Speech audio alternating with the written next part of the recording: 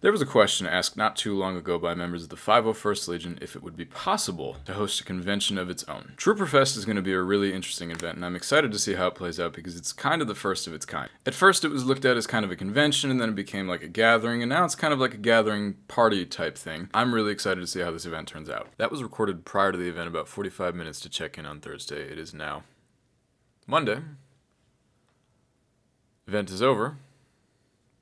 Let's talk. Before I really dive in on the event as a whole and just talk about Trooperfest, I need to specify that everybody on the costuming club side of things, whether that be people from Florida Garrison or those who are helping out on the outside, did an amazing job with Trooperfest. On the costuming club side of things, there was a lot of blood, sweat, and tears that went into making this event happen, and I am extremely proud of every single one of them. I know so many people from Florida personally who put this event together, and they truly gave it their all. Trooperfest tickets ran for $349 per person. Now, this event was open to pretty much every single costume club within the big bubble. It was 501st, Rebel Legion, Mando Mercs, Saber Guild, Droid Builders even. I mean, it pretty much welcomed anybody that was in that circle. Start of the event was Thursday, and that was check-in night. We showed up, we got a tote bag, you got these two patches right here, which are pretty sweet, I'm not gonna lie. You also got a third one. I currently don't know where that is right now. My cat's probably run off with it. But check-in, great. Nothing too crazy. Very simple, very easy. All the staff were extremely helpful. What Trooperfest also didn't necessarily advertise, but it was included on this very large schedule that they had, were a lot of certain meetups and little gatherings that you could do throughout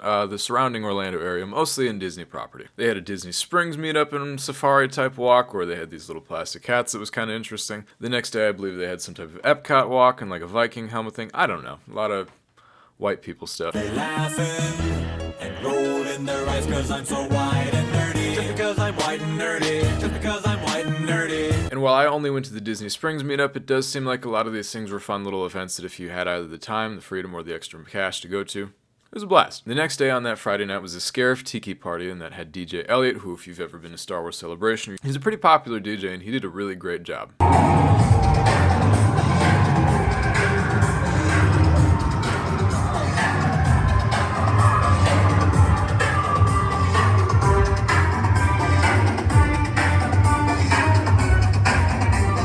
I was talking to some of the attendees, and at that tiki party they had sliders and other things like that, and some people weren't too crazy about the food, but I immediately kind of had to just remind people, it's like, this isn't really a dinner, this is just kind of like a party. And so I thought the food was pretty solid, all things considered. You know, it was just a gathering type tiki party. Like, it wasn't anything like I wasn't expecting an actual feast. I also had a swag trade going on, and I won't lie, it was really impressive to see the amount of patches from just around the country, around the world even. The Star Wars costuming community spans far and wide, and seeing so many different cool Star Wars patches was nuts. Throughout the weekend, they also had items being auctioned off. They also had items being bid on, and a lot of it, I believe, the proceeds were supposed to go towards charity. A lot of the items were donated, which was really cool. Then when it came time for Saturday night, that was the night of the Coruscanti senatorial feast, if I'm reading that correctly. I really, truly hope you feel appreciated. So once again, welcome, and I want you to welcome you to the Coruscanti senatorial feast. I gotta tell you, you all look fantastic. Some of you are dressed in your racers, everything. Whatever you chose to wear tonight, you look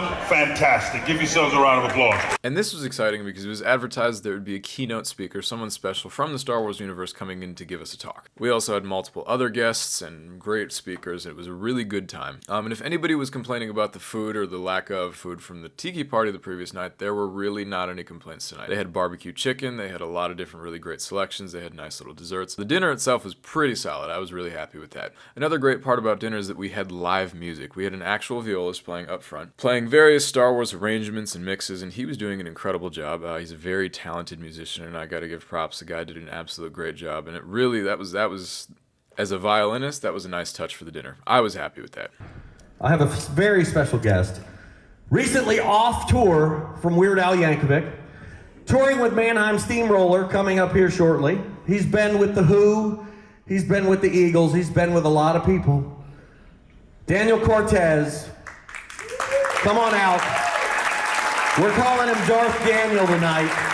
He's going to entertain us through dinner. Thank you so much, Daniel. You're an absolute saint for coming out. So.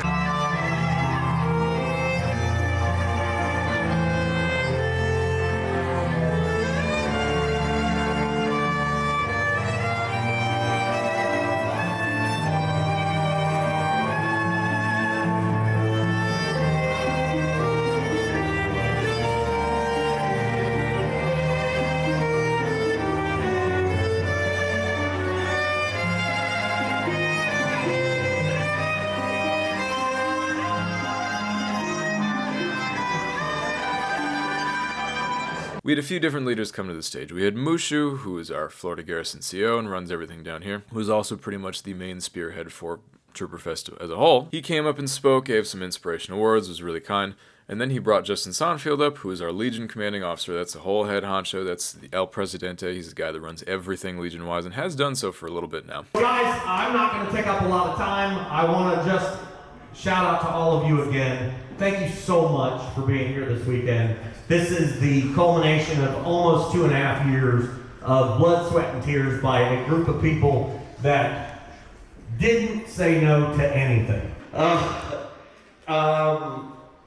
Justin, our LCO, is in the house tonight. Thank you so much for being here. He has been a driving force behind Trooperfest since its very inception, in this iteration anyway. We're gonna have a great night tonight. I've been telling everybody all weekend long, Friday night's a party. Tonight is gonna get you in the feels. I mean every word of that. So without any ado, I'm gonna bring Justin up. He's got a message for us, and we're gonna get this dinner started. Hey, everybody. All right, so 2.5 years, that is no lie. We put up, I actually forget who it was. It may have been James Silvius even, put on one Legion and said, hey, there used to be this thing called Trooperfest, and what if we were to do it again? And we kind of just said, just like Mushu just said, okay, let's do this. Let's just do this. Not even think twice about it. We've had lots of issues in the past with people trying to do things, but we're like, let's remove all the barriers and let's do it. Okay, well, where are we going to do it? And there was a small group of folks that said, well, I only think there's like 1 or 2 garrisons that could really pull this off. How do we steer folks to want to do it in one of those 2 garrisons? And luckily, we've got these great theme parks around, so we were able to say, okay, Disney is a good draw. How would we be able to entice people to go to Disney, Well, what if we could be in the parks with our costumes? And that became like could we do that? Could we do that? But time was starting to run out. And so we didn't have any confirmations on anything we could do, but the wheels just started moving. People started really coming together and really starting to make this thing actually become a reality. I had a very strict rule. I just want a gathering. Let's not do anything really. Let's not, like maybe we just say, hey, let's meet at a bar, and we can all meet at a bar. But these guys here, they said, no, we're not gonna do that. We're gonna throw a frickin' con, and a party. And how amazing has the last couple of days been? It's insane. So it's gonna be very easy for me to be a broken record and thank all those folks again. But this is one of those things, I have the weirdest job in the Legion. It's like a desk job. I don't get to troop as much anymore. I have to deal with a lot of the stuff that's really administrative and not so much fun. But seeing all of you together really is inspiring. It's really inspiring because a lot of my job is explaining to other people what we do. And it's fun to come to a room where I don't have to explain to anybody in this room what we do. We're all crazy. We all make costumes. We all put those costumes on to have a lot of fun, to entertain people, to be smiles, to be a theme park away from a theme park when people don't have the ability to get to a theme park. Every one of you is special. Every one of you has taken so much time. And I want to say something that, there's a lot of friends that I've met in here through the Star Cruiser, and I know a lot of folks went on the Star Cruiser in here, and that's a big deal for all of us. One of the things I said, a couple of friends of ours said that throw the House of Con, said Star Cruiser people are the best people. And one of the reasons why they were the best people was because they took a chance on something that was very expensive, not a lot of press about, maybe even negative press, and said, I don't care. It's Star Wars and it's community and we can be together. Every single person in this room, and I went through all the threads of how this started 2 years ago. There were a lot of folks that said, I'd be interested. There was a lot of folks that said, you'll never make it happen. But every single person in this room took the chance on this ticket. And I hope you're having a great time. I hope it's been worth it. I hope the camaraderie, the trading, the event tomorrow, the events last night and tonight really have made it worthwhile for you. But you guys are the best people in these legions because you took a chance on something that was brand new, exciting, and I hope, if nothing else, that this has reinvigorated your love for what we do, and that you met people from all over the rest of the country. And I have to just thank you, because it's not easy what we do, and we have this big mouse that watches over us, and sometimes that's good, sometimes it's bad, but at the end of the day, we've all in this room taken a chance and made it work. So thank you guys so much for attending this. I hope we all get to do it again over and over and over again. And for the rest of that, I'm here to introduce a video that's going to be fun and exciting and hopefully hit some more feels about who we are and what we do. So thank you for coming. I hope to shake everybody's hand and thank you in person, but thank you.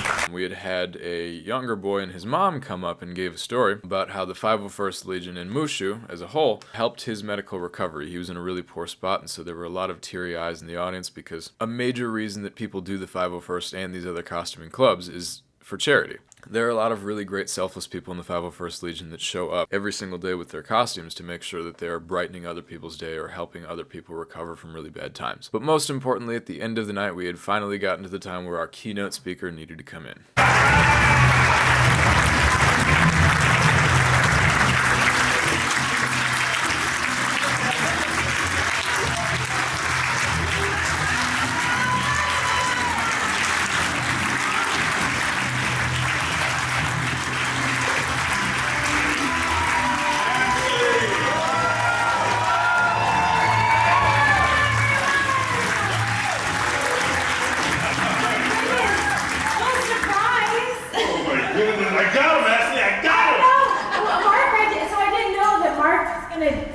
Like that. And I was standing back there, and then you're like, somebody who can't be here. And I'm like, oh, wait, I'm right back there.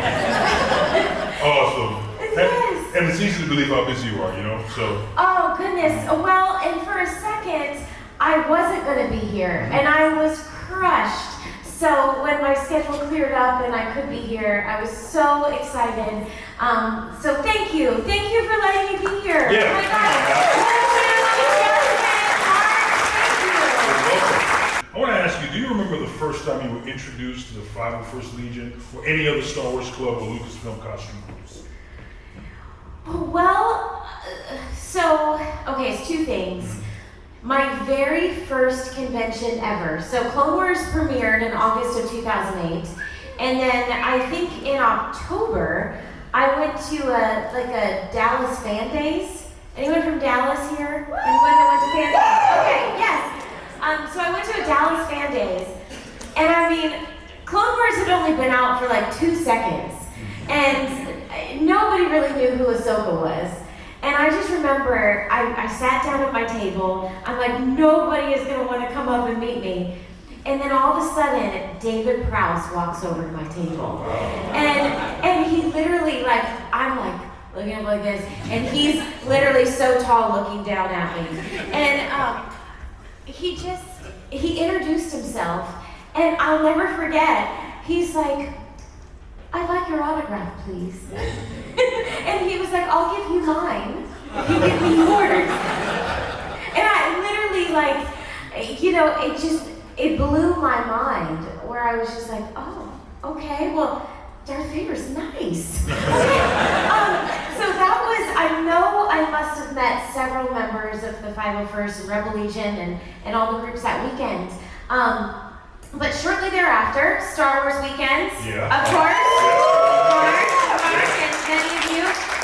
That was really my first introduction to the 501st. That's when I really understood, you know, what it was about, all the amazing work that you all do, and it truly changed my life. The very first Star Wars weekends, getting to meet all of you, and still to this day, I beg Disney to bring it back.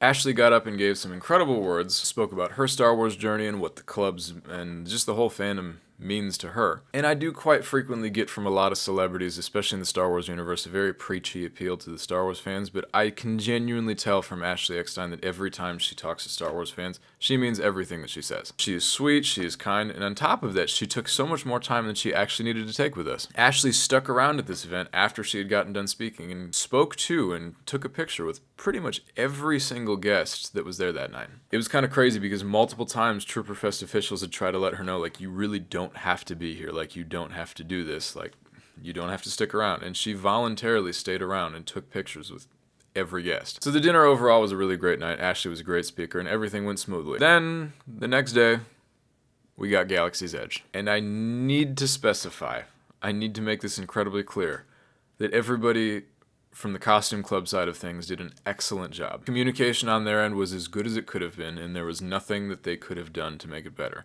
They did a great job.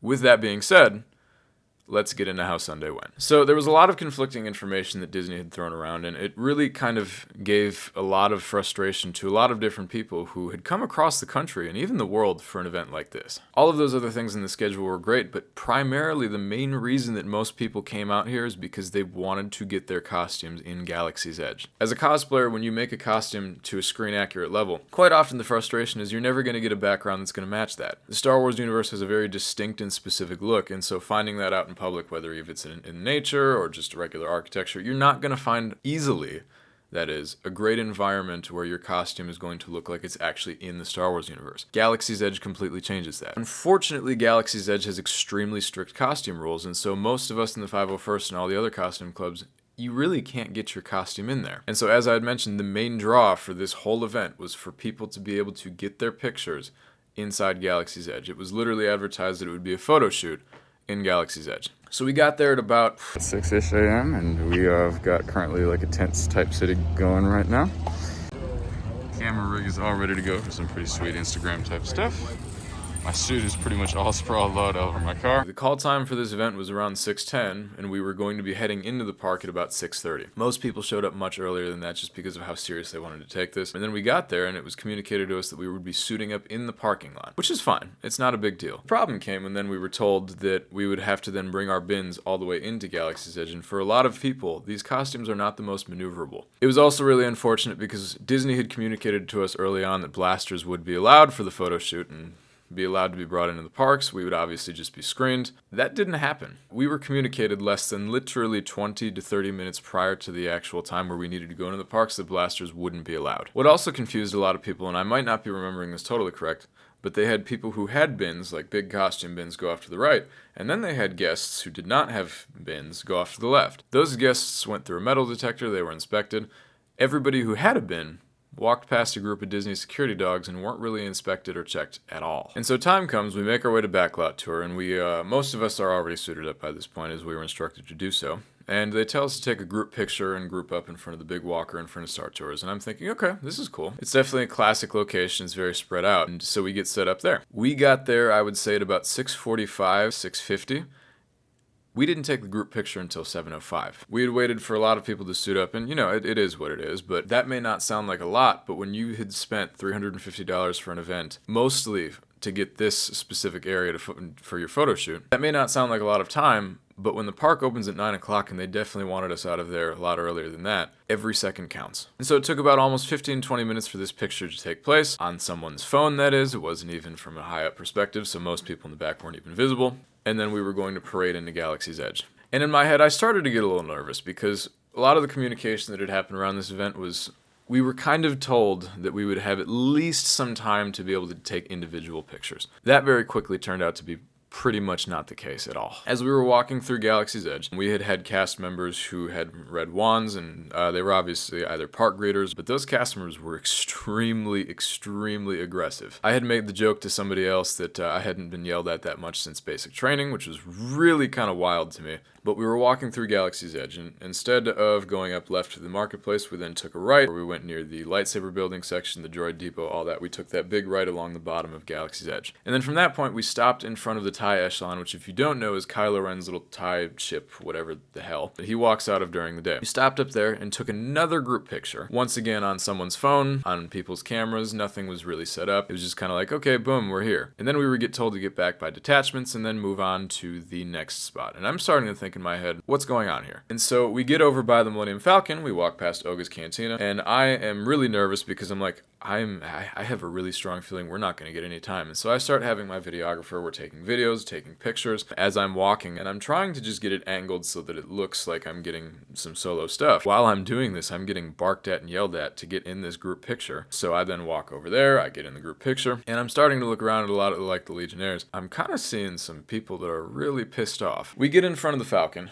and this is the cool one. This is the one where I'm thinking in my head, I'm like, okay, obviously we would take a group picture here. This is a really great spot. I'm cool with this. And so they had a camera, Sony A7 IV, I believe, set up on a really tall pole so they could get everybody in this picture. And I'm thinking, okay, obviously this is the last group picture. There's like, this is where you want to be. Like, this is where you want to get everybody. This is really cool. This is a photogenic spot with the Millennium Falcon in the background. It doesn't matter if you're a Rebel or an Imperial. It doesn't matter. That is an iconic piece of Star Wars that you would love to be photographed to against, no matter what your costume is. Then we get done with the group picture, and we then get told to get back into detachments again, and then we march all the way back around Galaxy's Edge from the same way that we just came, not going up the ramps through the markets, not doing anything like that.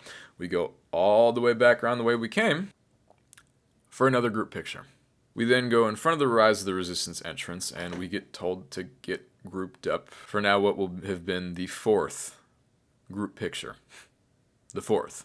You know, camaraderie is nice, being around your friends and, you know, fellow stormtroopers, other costumes that are similar, that's great. But I'm seeing a lot of people be like, oh, we're really not going to get any, like, solo pictures or any time to do what we want photo shoot-wise. There were a lot of people that wanted pictures near the Falcon, near that area, and they just couldn't get it because they were either getting rushed or barked at by cast members, and it was just not really a pleasant experience, I'm not going to lie. And by this time, I believe it was exactly 7:42, 7:43, where then we were told, all right, you guys can move around, take pictures by yourselves, do whatever you want, until 10 till. And I didn't have a clock on me. I was like, okay, well, we got some time. And then I asked somebody what time it was. It was 7:42. 8 minutes, maybe 10 at best, to go around in front of the Rise of the Resistance queue to take pictures. In a group that had a majority of Imperial stormtroopers, Sith Lords, maybe even clones. There were not a lot of rebels there. There were not, or resistance or whatever, but a majority of us were then set loose in a very small area near an X-Wing and an A-Wing. People were pretty pissed. And so it's tough for me because thankfully with the videographer and the camera setup that I had, I got content. I got really great pictures and I got really great videos of me walking around Galaxy's Edge by myself. Everybody else that didn't have that luxury, they got 4 group pictures and maybe a picture next to an X-Wing or an A-Wing, at best. What I can confidently say, and I know this for certain, is that if there is another Trooperfest, especially close to a Galaxy's Edge where that's going to be another thing that's offered, I would really encourage there be more communication from Disney about what exactly will be happening. I think people will be a little bit more receptive to the fact that if that's how they're going to be treated and what they're going to get, then they would probably be more open to that if at least they're told beforehand. But to be kind of told that they're going to be allowed to take pictures by themselves and then have all this thrown around last second, it made for a very stressful morning for a lot of people. If I were to have been able to redo it, I would have at least had one group picture in front of the Millennium Falcon, which was phenomenal. That's a cool group picture, but everything else, that entire time that we had spent grouping up and taking all these other group pictures, could have easily been time spent for troopers to go around taking their own pictures and making the most of the experience. There are also a lot of people that act like, well, this is a special opportunity, that we should be grateful for this. Part of me agrees with that, but then the other part of me goes, we paid to be at this event. We were paying customers. The park was technically rented out for that time period, as far as I'm aware. If that's incorrect, then I apologize. But part of the reason the ticket price was so high is because that area was paid for. We were customers. And so for the future, I would just really ask that Disney communicate a little bit better because it caused a lot of frustration and a lot of stress. And when you're frustrated and you're stressed in costume, when you can't hear, when you can't see, and you've got a lot going on, and you're hot and you're miserable, lack of communication is the last thing that people need. If there was another Trooperfest, I could confidently say that if it is going to be attached to Galaxy's Edge, I'm not super certain that I would pay that much money again. For me, I had to buy 2 tickets. I had to buy 2 in order to get a videographer and photographer to follow me around. Other people who didn't have that paid $350. I was incredibly lucky to have that luxury, and I'm super happy because these clips turned out absolutely breathtakingly amazing. I also have to give a small shout out to the Rise of the Resistance cast members, the attractions cast members. They were so freaking cool. They were so excited to see us. And it was also really funny when we were back by Backlot, the amount of workers that were walking in. These poor college programs were so confused. You have so many people walking around in Tower of Terror outfits, rock and roller coaster, and they're just heading off to their work. And they come in and they see all these sweaty men in their Star Wars costumes. And everyone's just like, what is going on here? It was the funniest thing. After we took our pictures near the Rise of the Resistance area in our 8 to 10 minute time slot that we had, we then got rushed over by Backlot Tour to where we were literally getting shooed and yelled at to our breakfast, which was also advertised. It would be a private breakfast, which initially, oddly enough, it was kind of communicated to us that that would be in Galaxy's Edge, and that just turned out to not be the case. We got put in the Backlot Tour restaurant, and we had a grab and go type breakfast with tinfoil wrapped burritos, which some people liked, some people didn't. That's life. Orange juice, we had some fresh fruits. It wasn't so bad. And so yeah, we sat there, we talked, we decompressed, we all smelled awful. And we got packed up and we got escorted to the park. By this point, DVC members and I believe resort guests were already walking in. So there were a lot of people looking at us. They were looking at our bins, our shirts, and they're like, ooh, what's going on? So overall with Trooperfest as a whole, I'd have to feel pretty positive about it. I can also understand why people wouldn't feel positive, as they didn't have the luxury like a photographer, videographer like I did, and therefore some of the solo stuff that people really wanted to get, they just couldn't. They didn't have the time, and I was incredibly lucky that I planned ahead to have that, because not a lot of people had that luxury. I'm really excited to see how this event evolves over time, because this is not the last one. I know that for a fact. I think it will be better, and I think there will be greater things that come in the future. I do understand that this was a test run, but unfortunately for each guest, it was a very expensive test run. If you were there trooping at this event, I would love to know your thoughts in the comments section. If you can back up what I say, if you disagree or feel differently, by all means, please let me know. The main purpose of this video is to give people who couldn't either afford Trooperfest or just couldn't afford coming out to it, I'd love to give you an insight as to how the event actually went. And I do have to specify that this was the first event of its kind. It will get better over time, I believe. So I would highly suggest to not judge future Trooperfests off of just this one. It was the test run. I'm proud to be part of that test run. Pictures and videos that I got were incredibly cool. I can't complain too much. I'm going to give this event the benefit of the doubt because it is the first of its kind. This is Trooperfest 1.0. Thank you for sticking around and watching the video. I truly appreciate it. We've got a lot more trooping content coming up. My Obi-Wan Kenobi suit is getting so close to being finished, and I'm so excited to show y'all that. I will see y'all in the next video. Thank you.